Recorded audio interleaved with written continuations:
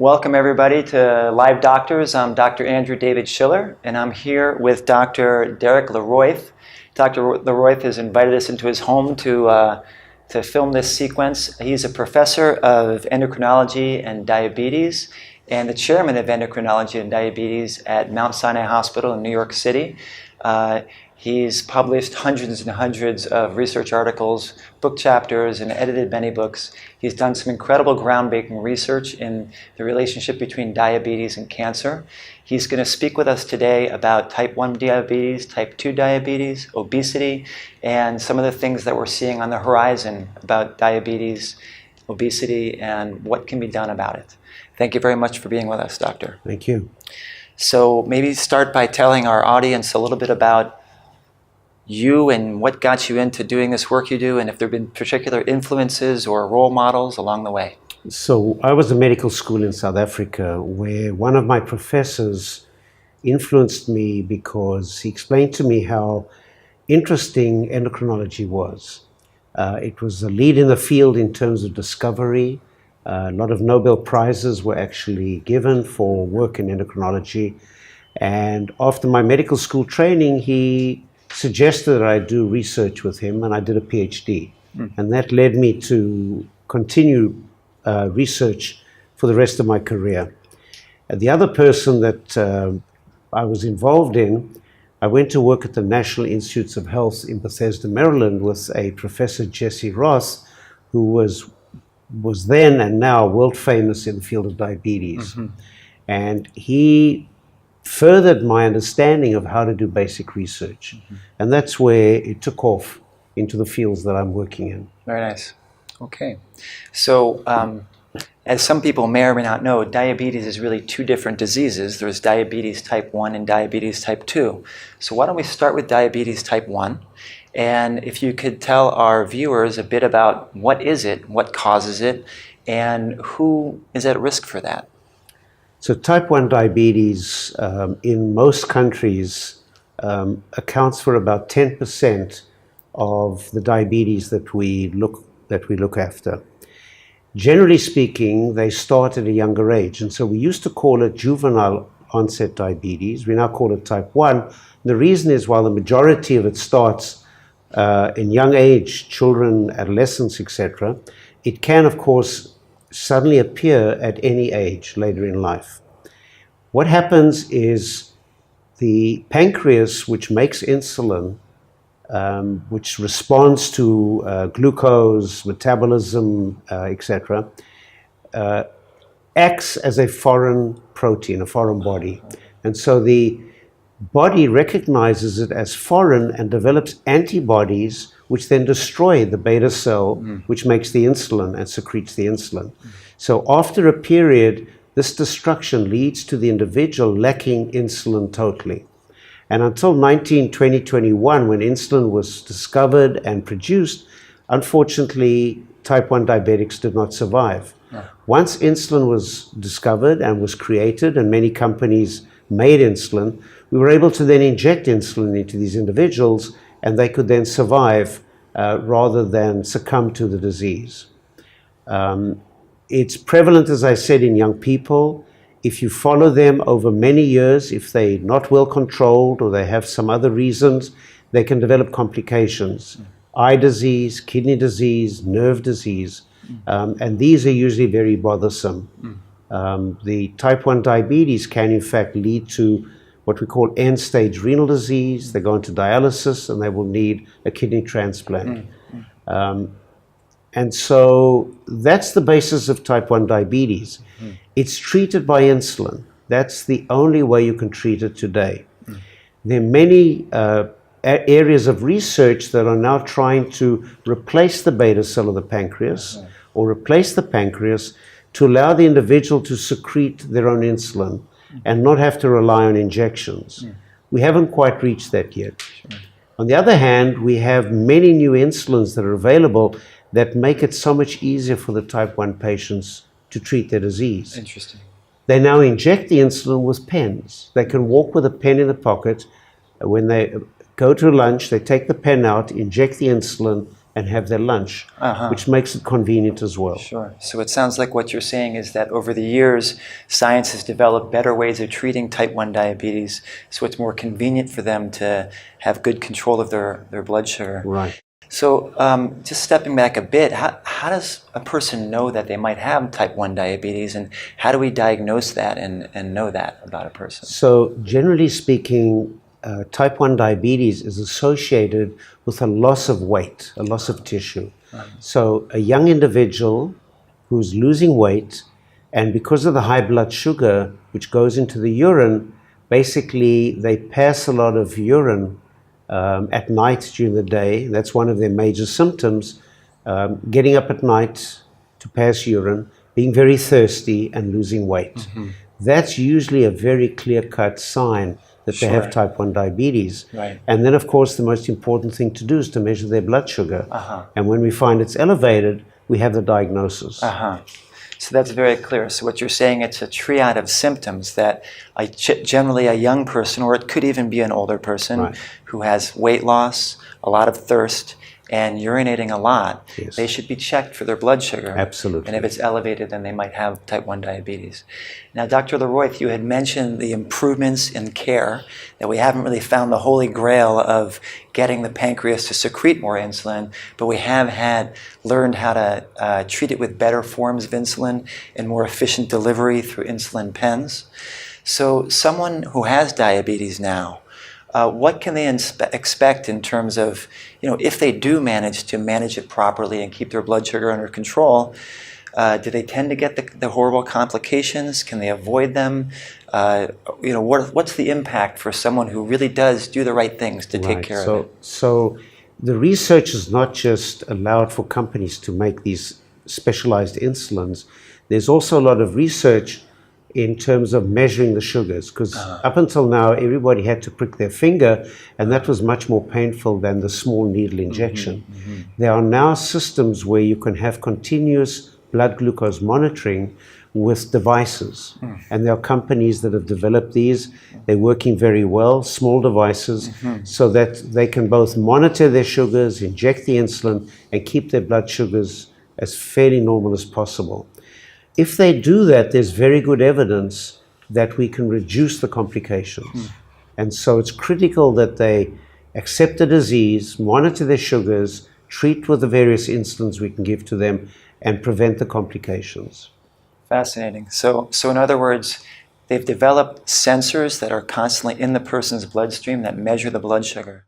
Now, how does the person get that information? Does it go to the doctor by some kind of electronic device, or do they read it on their smartphone, or how do they know what it is? Well, generally speaking, one advises type 1 diabetics to go to their pediatric endocrinologist or to their adult endocrinologist, who will be well versed with these various devices. There are apps out there that help them do what's called a closed loop system, where the blood sugar measurement feeds into the computer and then decides how much insulin to give. And in fact, today there are advances in that field which are moving very fast, making things much simpler for the type 1 diabetic. Wow. Very interesting. So it sounds like type 1 diabetes, which used to be a terrible problem in terms of complications, it's being managed much better and better. And so at this point, the main thing is a person accepting the diagnosis and getting into the proper treatment. And that acceptance has an issue, especially with young people. As you can imagine, young children going through puberty, wanting to be normal, wanting to be similar to their peers, have a lot of difficulty with this. So there are some psychological aspects that need to be looked at as well in order for them to understand and for them to deal with the disease. So it sounds like if we have parents out there who are watching who have children with type 1 diabetes, a very important thing is helping their kids get that kind of psychological support so that they can make the right choices. Yeah, I hear. So Dr. LeRoith, from your point of view, we've talked about type 1 diabetes, who gets it and what's causing it and how we diagnose it and how treatment has really improved the outcomes significantly. What do you see being on the horizon going forward in type 1 diabetes? So there's a lot of research, as I mentioned, going on with these devices. That's what we call artificial pancreas, whereby you monitor, you compute, and then you inject the insulin. But there's also an aspect that's very important. I mentioned in the beginning that this is an autoimmune disease, where the body makes antibodies against the beta cell and destroys it. So there's a lot of data now that's coming out whereby investigators can actually use therapies that will suppress the autoimmune disease. And so even if you do transplantation or you do beta cell, just the cells injected into the liver, all of that will produce the insulin, which is good, but that's on condition you suppress the autoimmune disease. So there has to be a balance between the cells making the insulin and this destructive process being suppressed. And that's been the holy grail, as you would say, and that's what's being investigated intensively for the type 1 diabetic. Thank you, Dr. LeRoith, for that overview of diabetes type 1. In closing, do you have any comments for our viewers about, kind of to sum up diabetes type 1, is this going to be a curable disease? And some people might also be wondering, really essentially, what changes that a child would be healthy and suddenly develop type 1 diabetes and start losing weight and being thirsty and having all these issues? So in most of our understanding of type 1 disease, we believe there is a genetic component. The individuals who have certain genes that are protective against type 1, and there are genes that they, in a way, need to have in order for them to be predisposed to the disease. There's also some epidemiological studies that have suggested that if there's a viral infection in the community, this may damage the beta cell, which will then be recognized as a foreign cell, and the antibodies will be produced. And that's, as I said before, we have to somehow suppress the antibody production. Those results really only give us understanding on a certain number of the patients. In general, we don't quite understand why certain individuals get the disease and certain individuals are protected.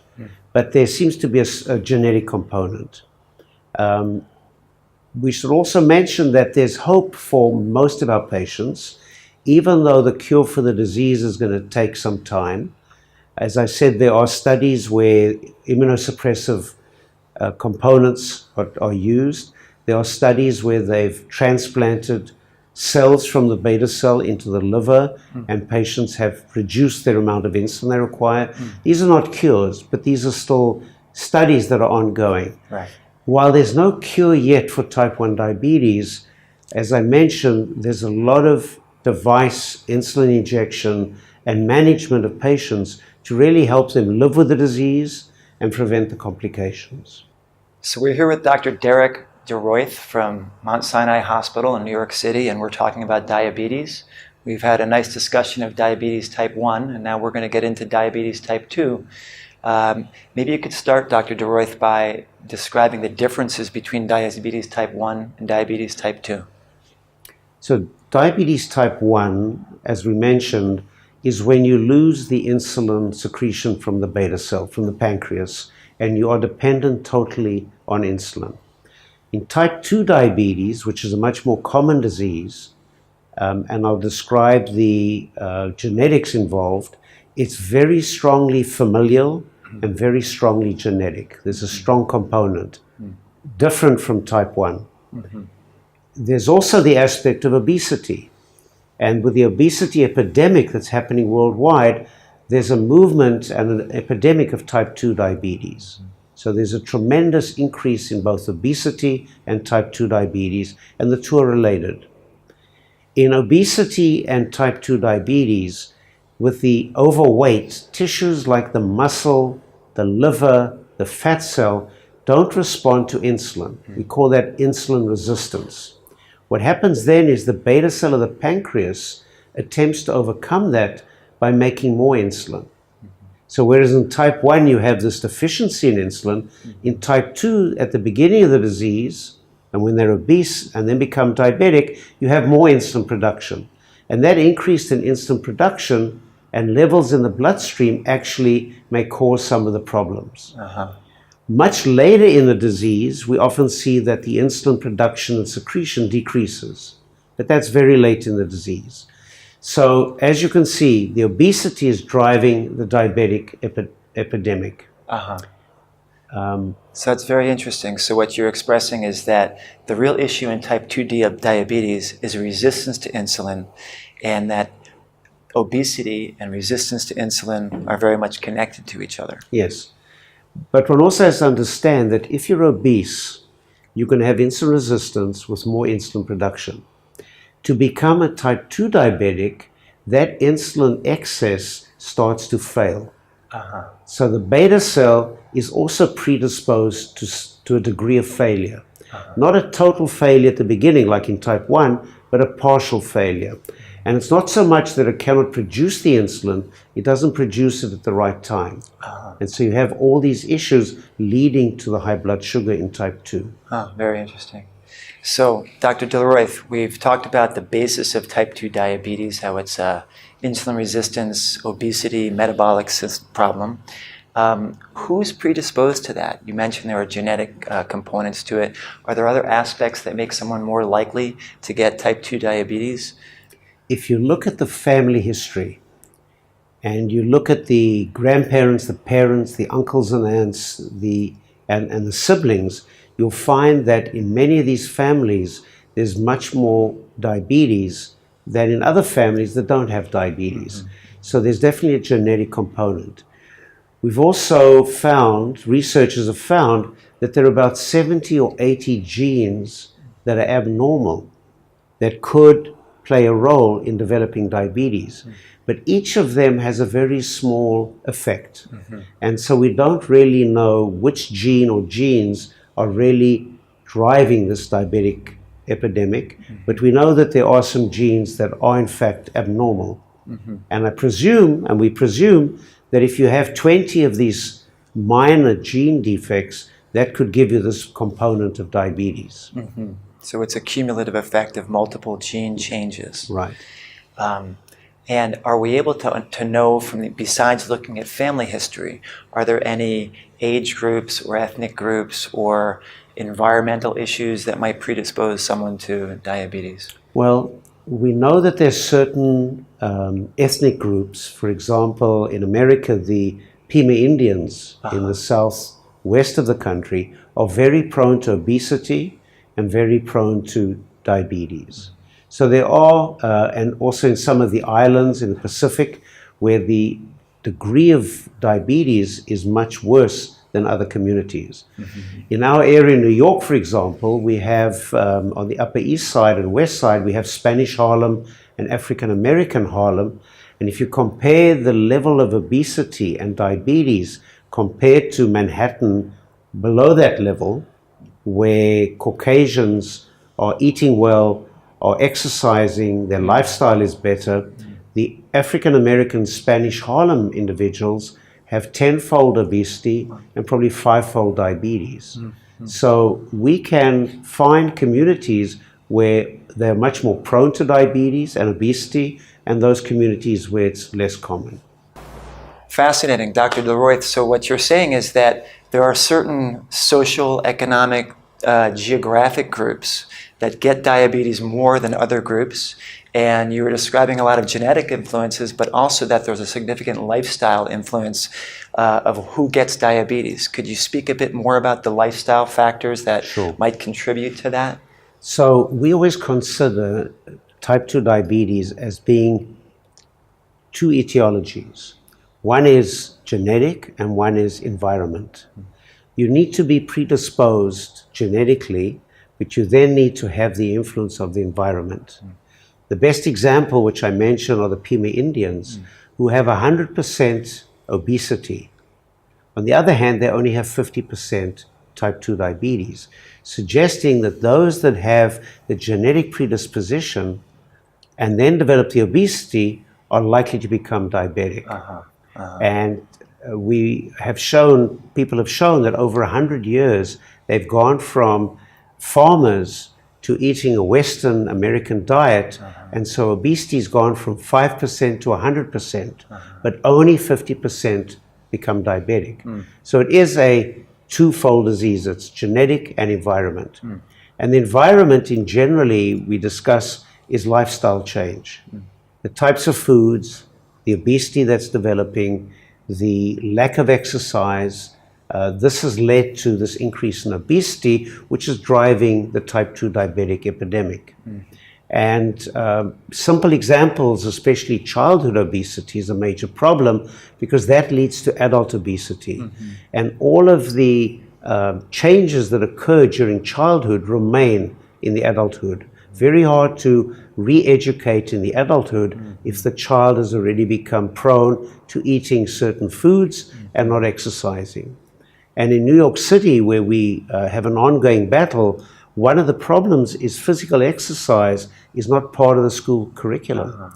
So this is what we need to change. Very interesting.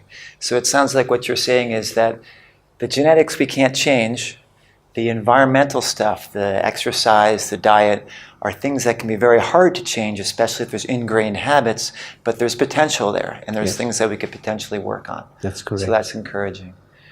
So Dr. LeRoith, we've talked about type 2 diabetes, what causes it, and who's predisposed to it, and some of the factors that contribute to it.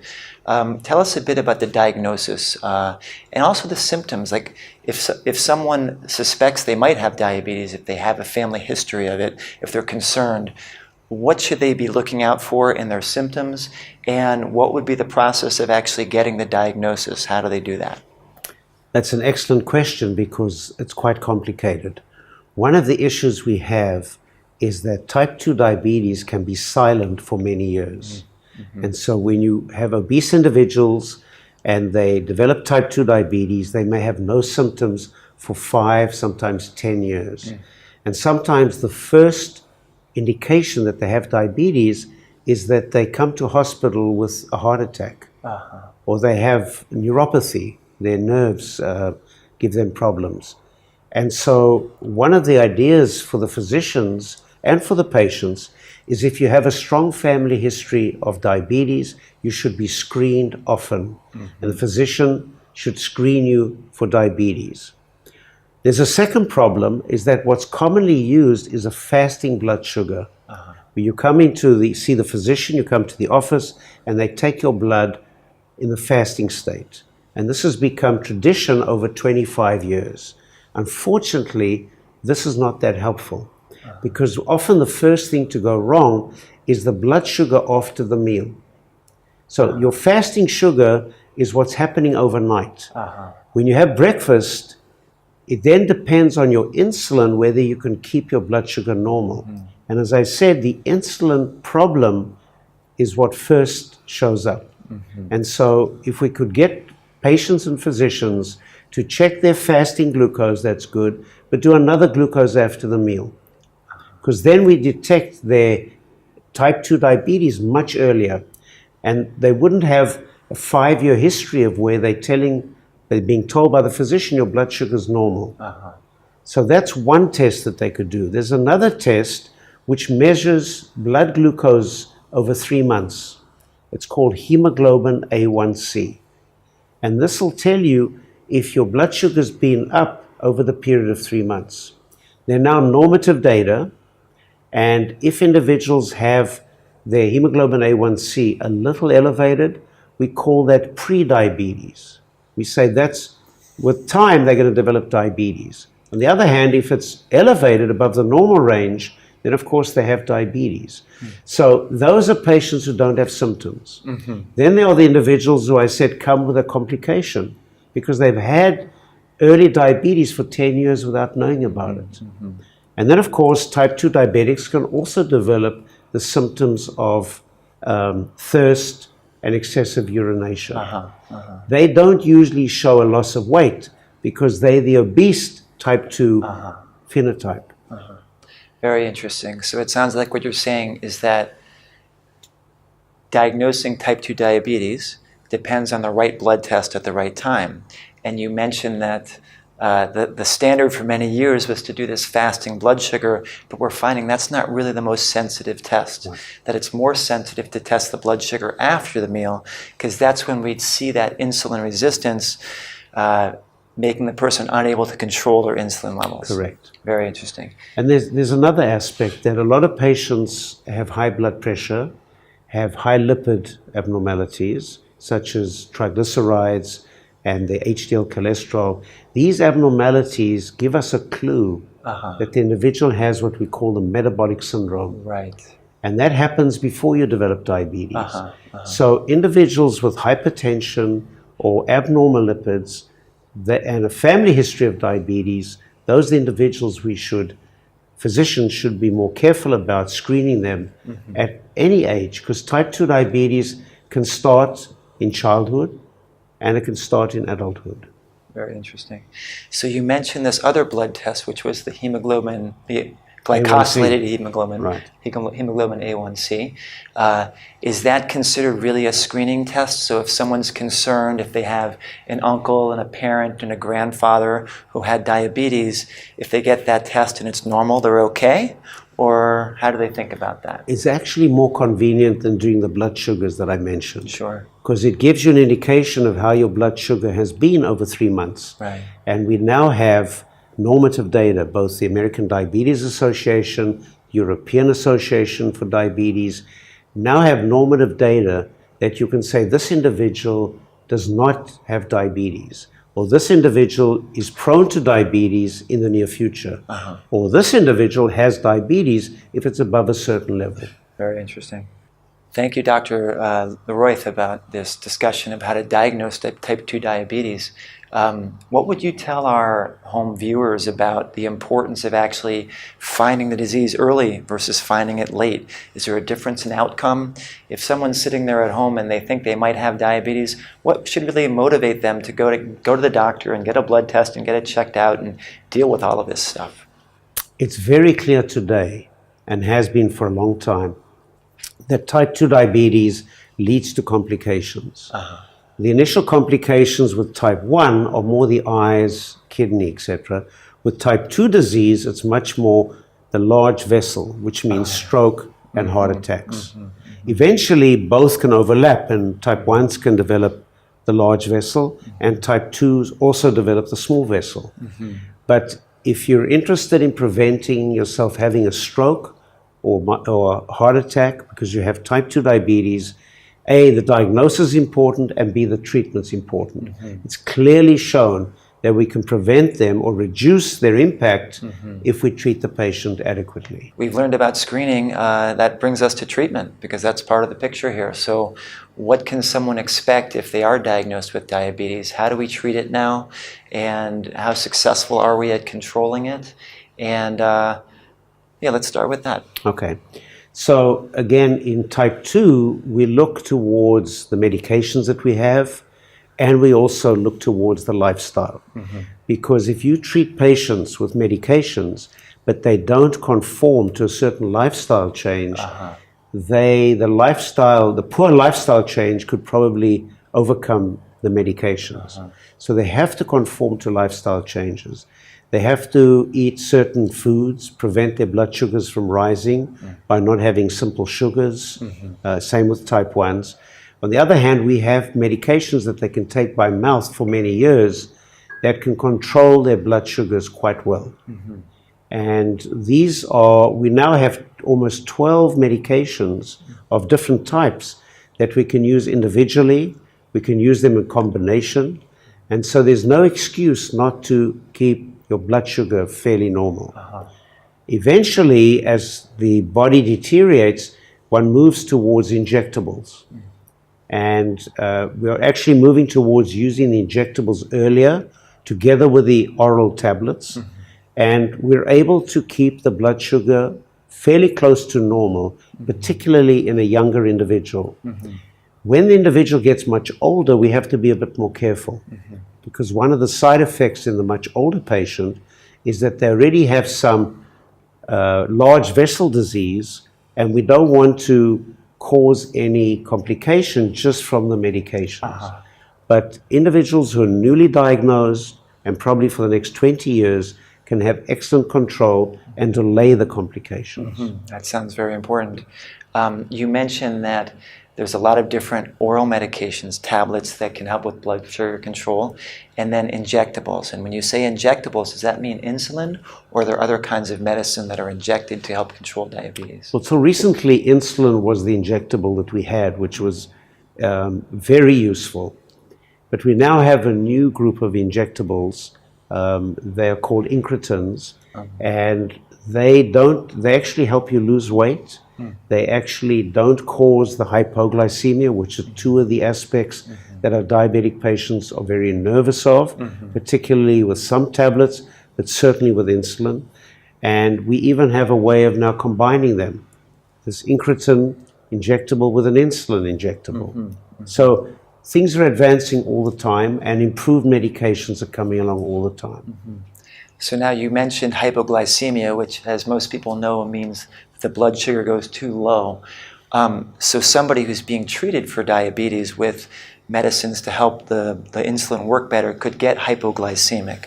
What would they experience if they were getting hypoglycemic, and what should they do?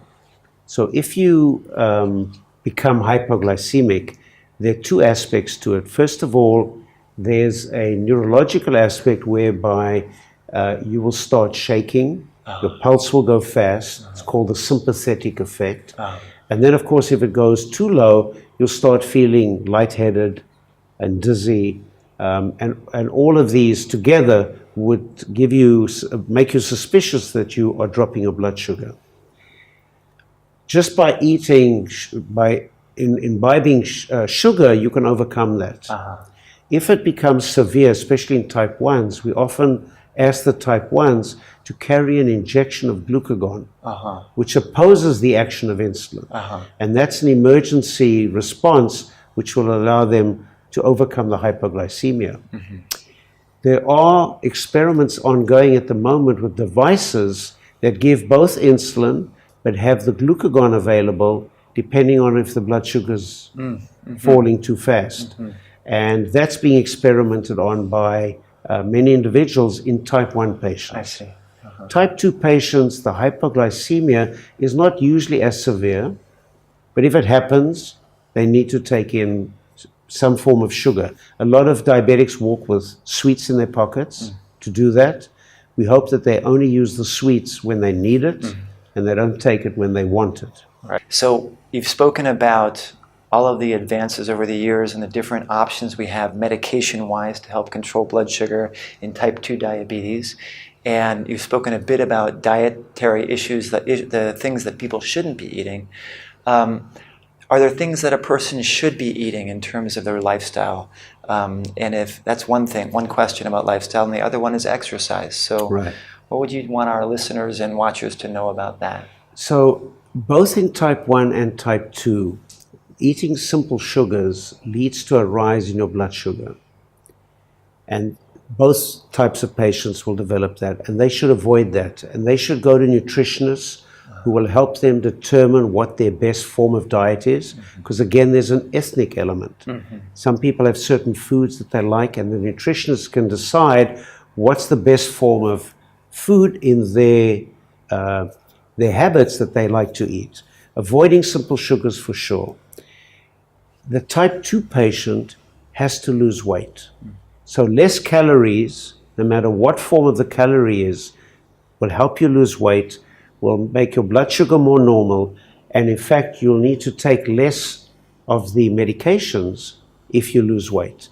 There's some individuals that we have patients who've lost so much weight that their blood sugars are perfectly normal, that they've stopped taking their medication. Fascinating. Yeah. So it is doable, but you have to be obsessive compulsive. So that's very encouraging news. What you're saying is that you have patients who have diabetes who, by being careful about their diet, have lost weight, and by doing so, they don't really have diabetes anymore? No, they always have diabetes. Once you're diagnosed as diabetic, you have diabetes. Just that their blood sugars are normal, not requiring all those medications. Okay. They have to be careful, and we explain to them that with time, as the body ages, the diabetes will come out. I see. But if they keep their weight constant and they exercise, they can maintain a reasonably good blood sugar level. And so you made an interesting comment that when I asked about what kind of foods they should eat, you were saying that it's very individualized, depends on ethnicity and other factors, and you mentioned a nutritionist. So it sounds like from what you're saying that a nutritionist is an essential part of managing diabetes, and if somebody has diabetes, they really should see a nutritionist, and if their doctor doesn't refer them to one, they should ask. Right. So one of the problems that we as physicians have is, A, we understand a little bit about nutrition, but we don't really have enough time to investigate both what's important nutritionally or what the patient needs. And so using an expert like a nutritionist is very important. We have in America and other countries, they've created what's called certified diabetes educators. And these include nurses and other allied professionals and some physicians who are certified to educate the patients, both on how to use the pump, how to use the home glucose monitoring, how to measure their blood sugars, how to inject, but also what they should be doing in terms of nutrition and exercise. Very good, very good. So we've heard a lot about nutrition and medications as all ways of controlling diabetes. Is there anything you would tell our viewers about exercise in particular, or is that something they should best consult with a diabetes educator about? Or they should consult, some of them should consult with a cardiologist. So if you're a type 2 or even a type 1 with long-standing disease and you decide to start exercising, you may not know if you already have some cardiovascular change. So it's very important to consult with a physician and consult with a cardiologist to make sure that you don't do sudden exacerbated exercise and that something goes wrong because of that. Very good, thank you. So Dr. LeRoith, you are the head of the division or the department of diabetes and endocrinology at Mount Sinai in New York, which is a huge, incredible hospital. You were mentioning before offline that within your department there is a very well organized weight management program and obesity treatment program. So you've mentioned a few times the connection between type 2 diabetes and obesity, and that's part of what you are doing is trying to enhance that obesity control. Can you speak briefly to our audience about really what's the cutting edge in managing obesity? We spoke a little bit about diet and exercise. Are there other particular treatments? People talk about obesity surgery. So first of all, there are now 5 or 6 medications that are purely prescribed for obese individuals. Most of them have an effect on appetite and they have some degree of success. In many individuals who are so overweight that this medication or exercise or lifestyle change has not been successful, and you can usually decide if it's going to be successful or not, we're now using much more in the way of bariatric surgery, either for obese individuals. So if you're grossly obese, you may undertake bariatric surgery, and that may even be reimbursed by the medical aid. On the other hand, if you have diabetes and obesity, that may be an indication for you undergoing bariatric surgery. So in most institutions that have a very good team approach, we'll have the endocrinologist and all the allied physicians and nurses, etc. But we'll also have a team of bariatric surgeons. And they can then perform the surgery, and you can actually get what's called a remission. So you can have diabetes, undergo the surgery, lose the weight, and other metabolic effects happen, and your diabetes apparently doesn't need treatment. Your blood sugars come almost normal. Problem again is after 5 years, about 50% of those patients, the diabetes will reappear. But again, it will be much less severe than they had before the surgery. So it's a team approach, both medical and surgical. And so you mentioned that some people who undergo bariatric or weight reduction surgery will completely remit in their diabetes will go away. And a good proportion of them, they do develop diabetes again. Do they do that through the path of becoming obese again, or it happens without the obesity? So both. You can have bariatric surgery, and not all patients will maintain the lower weight. You can basically overcome this bypass, as it's called, of the food intake. On the other hand, there's the aging aspect, as I mentioned before, that as patients age, their metabolism gets worse anyway. So some of those, that may be one of the causes for this return of the diabetes. I see. Okay. So welcome to Live Doctors. We're here with Dr. Derek LeRoith, who is professor of diabetes and endocrinology at Mount Sinai Hospital in New York City. We're talking about type 2 diabetes and obesity, and we've had a nice discussion about a lot of different issues that someone who might be at risk of diabetes or have diabetes ought to know. Dr. LeRoith, going forward, you've done some incredible groundbreaking research, is my understanding, looking at the potential connection of diabetes and cancer, which is sort of a scary idea. I mean, as if diabetes isn't enough, that there can be a connection with cancer. Can you tell us a bit about your research and other related research, and what is all this telling us here? So there's a large amount of epidemiology showing that in various countries, whether it's the Western countries, whether it's the Asian countries, that obesity and diabetes, type 2, has an increased risk for developing most cancers.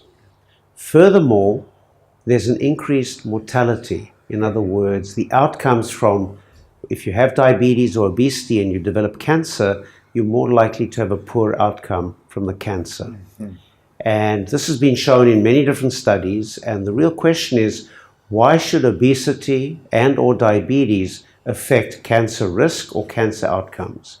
And so we've been looking particularly at breast cancer, and we look at both animal models and we have some human studies in New York. And what it looks like is that the metabolic syndrome, this pre-diabetic phase where you have this high insulin, which is not working very well on the metabolic tissues, can actually drive cancer cells. And so we've been interested in understanding how insulin can work on a cancer cell when it can't really work on a metabolic cell like the muscle or the adipocyte. Interesting. And we have various ways of blocking it and working through the system to understand that. There's also epidemiology that in the same system of metabolic syndrome, a high cholesterol also drives cancer cells. And so we have animal models that can look at that as well. And when I say we, I mean we and others are working on this particular aspect. So that's fascinating. So if I'm hearing to put it simply for a layperson, diabetes type 2 is a syndrome where there's resistance to insulin, so the body's insulin levels go up, and the elevated insulin and the proteins that are involved in producing insulin seem to drive cancer. Right. And then the other sort of double whammy, if I'm understanding you correctly, is that people with diabetes tend to have metabolic syndrome, which is a high cholesterol state, and that's also shown to drive cancer. So there's these two forcing factors, the cholesterol and the high insulin. And there are other factors as well.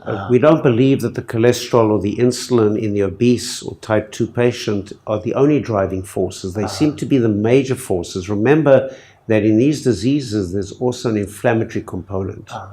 So cells like the adipocyte make inflammatory factors like cytokines, which come out and also drive the cancer. So they're all working in concert. I hear. So what you're saying then is the adipocytes, which are fat cells, they also produce chemicals called cytokines, which are pro-inflammatory chemicals, and that generates or pushes the system towards cancer as well. Would you say that adipocytes are more likely to produce these inflammatory chemicals in people with diabetes and high cholesterol?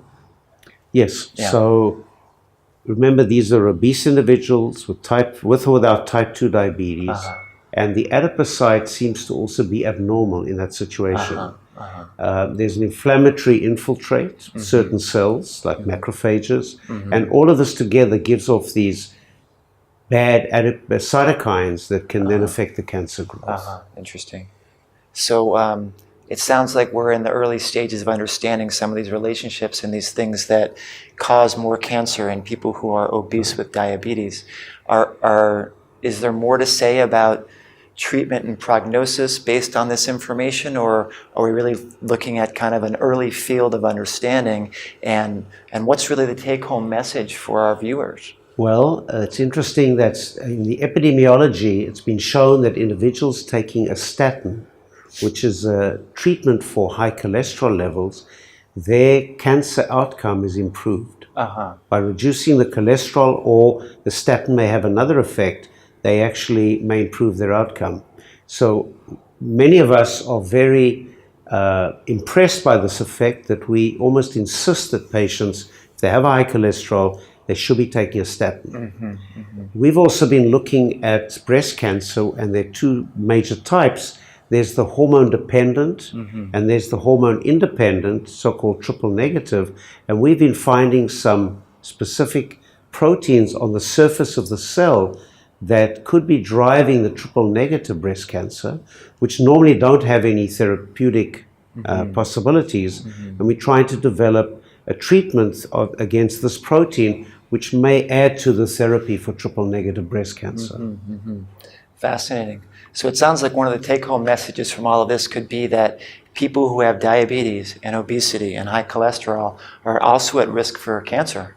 And they really need to be getting on top of that, getting in good hands, a good team that can help them both with the medical aspects, the lifestyle aspects, and whatever other ways they have to control their diabetes. Very interesting. So Dr. Derek LeRoith, thank you so much for this whole discussion about type 2 diabetes. Do you have any sort of viewpoint about what's down the pipe, what's on the horizon for diabetes care? What kind of things can we look forward to in the next 5, 10, 20 years for care of people with type 2 diabetes and also obesity together? Right, so I don't think a cure is on the horizon. On the other hand, with the medications we have, with our knowledge of lifestyle, with the surgery that's being performed, I think we have a lot to offer the patients, because they can prevent these long-term complications if they follow the guidelines. Very good, thank you. Was there anything you'd want to sort of summarize beyond that for our viewers at home? I think get screened, get treated, and trust your physician. Very good. Okay, Dr. Derek LeRoith, Professor of Endocrinology and Diabetes from Mount Sinai Hospital. It's been a pleasure talking with you. It's an honor to have you with us on Live Doctors, so thanks very much for your time. It's my pleasure.